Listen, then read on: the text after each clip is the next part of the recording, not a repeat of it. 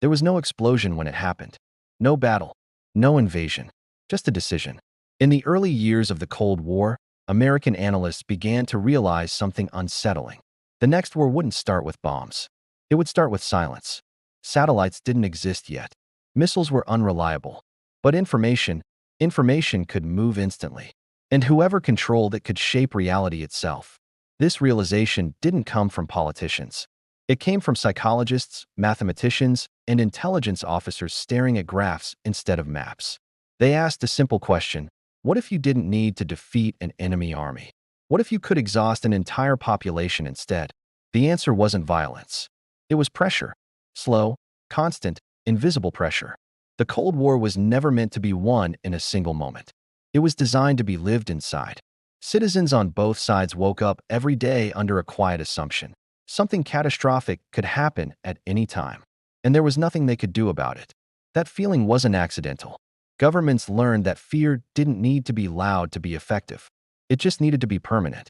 Civil defense drills trained children to hide under desks, not because it would save them, but because it taught obedience in the face of annihilation. Duck, cover, wait. The lesson wasn't survival. It was acceptance. Meanwhile, strategists ran simulations where millions died as numbers on paper. Entire cities disappeared between coffee breaks. No one cried during these simulations. Crying wasn't useful.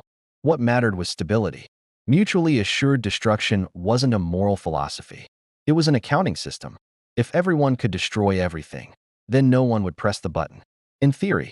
But this logic required constant maintenance. Missiles had to stay ready. Alerts had to stay active. Mistakes had to be interpreted correctly every single time. And humans are terrible at that. False alarms became routine. Radar glitches. Weather balloons. Training tapes mistaken for real attacks. Each time, the world came within minutes of ending. And almost no one knew. Not the public. Not the people asleep in their homes. Only a handful of operators staring at screens, deciding whether the end of civilization was a technical error. History often celebrates the restraint of those moments. What it forgets is how fragile they were. One tired officer, one misunderstood signal, one wrong assumption. That's all it would have taken. But the Cold War didn't end in fire. It ended in paperwork. Treaties were signed. Budgets shifted. Enemies became trading partners. And the world exhaled. Or at least, it thought it did. Because the infrastructure never went away. The missiles were decommissioned, not dismantled.